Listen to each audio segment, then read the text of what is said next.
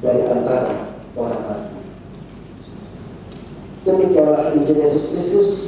Berbahagialah mereka mendengarkan firman Tuhan dan yang memeliharanya. Haleluya.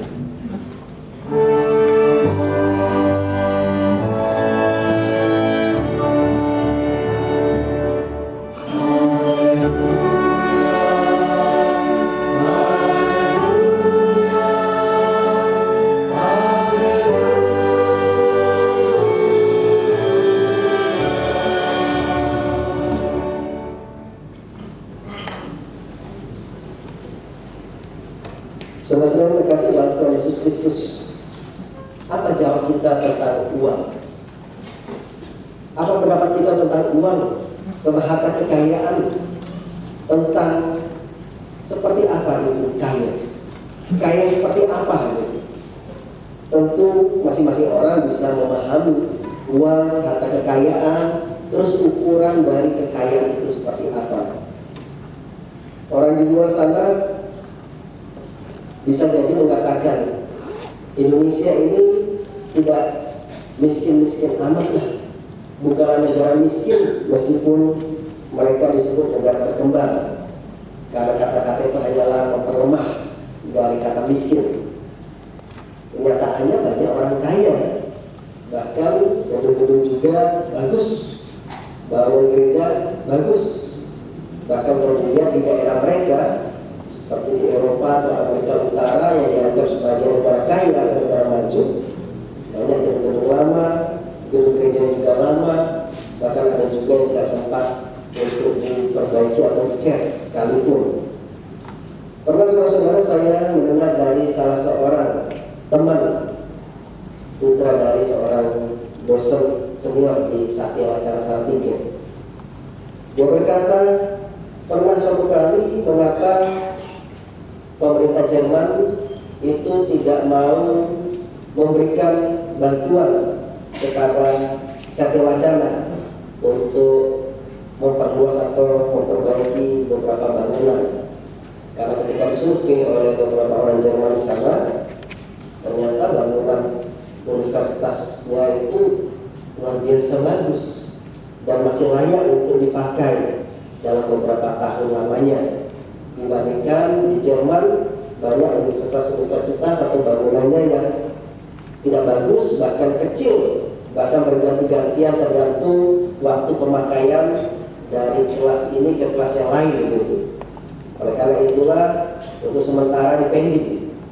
Sampai seperti itu dikatakan oleh orang Jerman yang disampaikan, diceritakan kembali oleh teman saya. Dan ternyata mereka pun berkata bahwa banyak orang Indonesia yang sebenarnya sangat mampu dalam hal ekonomi. Jadi kalau dikatakan sangat miskin, rasanya banyak sekali negara-negara di Amerika Selatan yang boleh dikatakan masih di bawah standar hidup dengan orang Indonesia. Tetapi apakah demikian saudara? Jangan-jangan itu hanya kata-kata dari orang yang memang tidak mau membantu, atau memang adalah suatu ungkapan jujur dari penglihatan mereka selama ini. Karena toh kenyataannya sampai hari ini kita masih bisa bergereja, kehadiran juga masih dalam jumlah yang banyak, kita juga masih mampu memberikan persembahan dalam uang atau harta benda. Bahkan tidak sempat di gereja pun, kalau gereja darurat terjemahan bisa saja dilihat, oh ya transfer dari ini dan itu dengan jumlah sekian. Nah, itu menunjukkan bahwa kesadaran untuk menyampaikan persembahan dalam bentuk uang pun di jemaat kita di Indonesia ini itu relatif baik, bahkan bisa jadi sangat baik dibandingkan dari orang-orang Kristen dari negara lain. Tetapi sekali lagi saudara-saudara, bagaimana hal ini menjadi suatu pertanyaan bagi kita, bahwa kita juga jangan sampai menjadi tamak terhadap uang, atau gereja terbangunkan, atau suatu program juga lebih banyak terjadi kalau ada uang. Kalau tidak ada uang maka tidak jadi, gitu ya. Kalau ada program harus ada uang, kalau tidak ada uang tidak ada program. Atau kalau kita mau melayani orang tanpa uang kita tidak bisa berbuat apa-apa. Kelihatannya ada benar juga. Kenyataan dalam 1 tahun kita RPA atau rencana pelayanan anggaran, tetap saja angka-angka muncul di sana. Beberapa komisi juga menganggarkan kenaikan, misalnya retreat. Tidak mungkinlah kalau tahun kemarin satu orang 150 sampai 200, tahun sekarang kelihatannya naik. Karena itu kita butuh kenaikan uang. Nah, saudara-saudara, kenyataan uang juga masih diperlukan. Tetapi bagaimana kita juga mau meyakinkan bahwa gereja tidak semata-mata untuk itu, yaitu pembangunannya karena uang. Tetapi ada banyak hal yang lain, yang terutama adalah iman. Bagaimana iman kita juga diletakkan pada dasar pembangunan jemaat, dan juga bagaimana kita dapat melihat uang atau harta itu lewat kacamata iman kita. Oleh sebab itulah tema ini cukup beralasan dan tidak berlebihan menjadi tema dalam Dian Penuntun pun juga di dalam program penataan ulang klasis Jabodetabek juga Bandung di Sinode GKI ini, yaitu menjadi bijak bukan utama terhadap uang, agar kita juga dapat belajar dari Alkitab apa yang merupakan dari Alkitab tentang uang atau harta kita ini. Nah, saudara-saudara yang terkasih dalam Tuhan Yesus Kristus, ketika kita melihat soal uang, ternyata banyak juga kita temukan dari beberapa teks Alkitab menyatakan bahwa uang itu akar kejahatan. Uang bisa dosa, uang itu adalah sesuatu yang jahat, tidak baik, bahkan bisa menjebak orang. Dan banyak sekali beberapa contoh, termasuk juga bacaan Injil kita pada hari ini. Orang yang dikaitkan banyak uang atau si kaya dibandingkan dengan si miskin yang lemah, ternyata di hadapan Tuhan kok lebih tidak baik dibandingkan dengan yang miskin. Bahkan doa dari orang-orang lewat kabinet penyembuhan Tuhan Yesus kepada mereka, banyakkan orang-orang yang berlatar belakang miskin atau tidak mampu dibandingkan mereka yang berlatar belakang mampu. Ya, ada beberapa misalnya perwira yang hambanya disembuhkan, itu juga adalah orang yang memiliki status sosial yang baik, yang tinggi dalam pengertian sosial masyarakat. Tetapi sekali banyak perumpamaan di dalam Alkitab, orang-orang yang berkecukupan atau bahkan berkekurangan banyak dibantu oleh Tuhan Yesus di dalam hal ini, yaitu bagaimana mereka dapat merasakan kasih Tuhan. Pertanyaan kita, sungguhkah Alkitab menolak kekayaan? Sungguhkah Allah benci dari orang-orang kaya tetapi mencintai orang-orang miskin? Nah, saudara-saudara, bacaan kita pada hari ini tentu saja tidak mengatakan demikian. Tidak ada satu kata atau kalimat teks Alkitab yang mengatakan Tuhan membenci orang-orang yang banyak uang, orang-orang kaya dibandingkan orang-orang miskin. Tidak. Tetapi teks ini mau mengajarkan kepada kita bagaimana dapat mengelola uang tadi dengan bijaksana, bagaimana dapat mengelola uang tadi dengan benar. Maka muncullah kata kuncinya, tantangan adalah betul. Saudara yang terkasih dalam Tuhan Yesus Kristus, bacaan kita dimulai di mana ada seorang kaya di sana yang berpakaian atau berjubah ungu yang setiap hari mengadakan pesta di rumahnya, menunjukkan bahwa dia memiliki tingkat ekonomi yang tinggi, banyak harta, sehingga tidak mudah bagi orang pada zaman itu untuk mengadakan pesta. Tetapi kalau tiap hari diadakan, ini luar biasa. Zaman sekarang aja kita kalau mengadakan pesta itu tertentu, kita untuk ulang tahun, pesta pernikahan, anaknya ulang tahun, itu paling berapa kali kita ada pesta, pesta kelulusan, naik jabatan dan sebagainya. Gereja itu demikian. Kalau kita ngadakan perayaan, ya di dalam tahun gerejawi ya perayaan Natal, perayaan Paskah.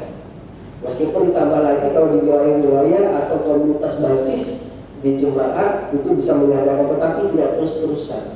Nah, kalau tiap hari, ini ada sesuatu yang luar biasa dalam harta kekayaan si orang kaya tadi.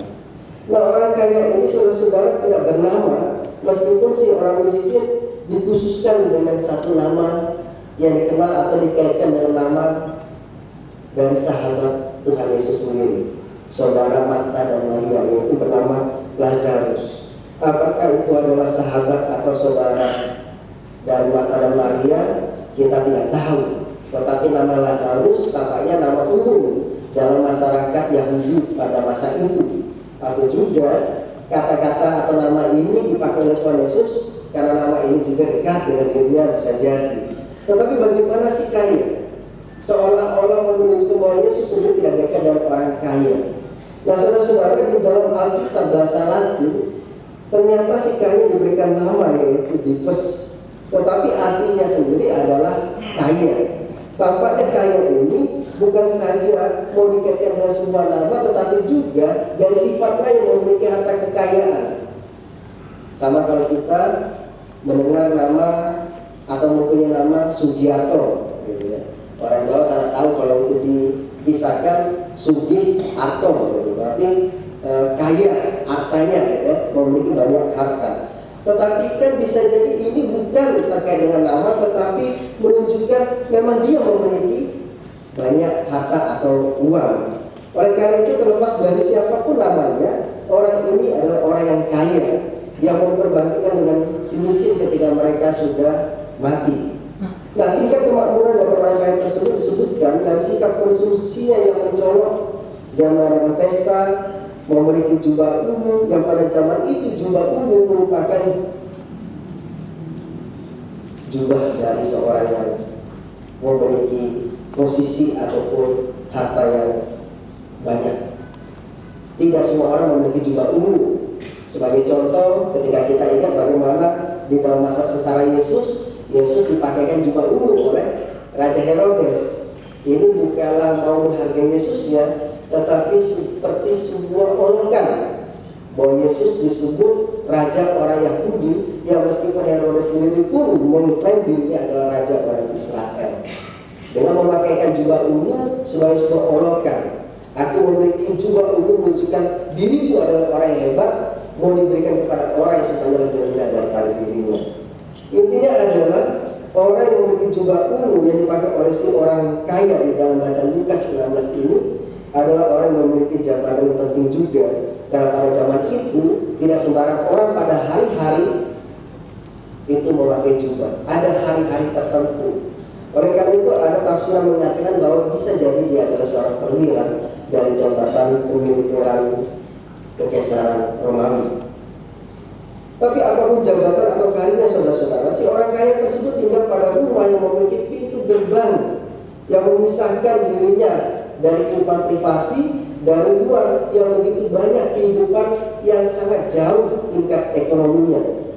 Oleh karena itulah biasa pada zaman dahulu rumah-rumah besar itu gerbangnya dipakai untuk sandaran atau tempat duduk atau tinggal berlama-lama dari para pengemis atau gembel kota pada masa itu. Nah, disitulah tempat si Lazarus boleh berada hari demi hari.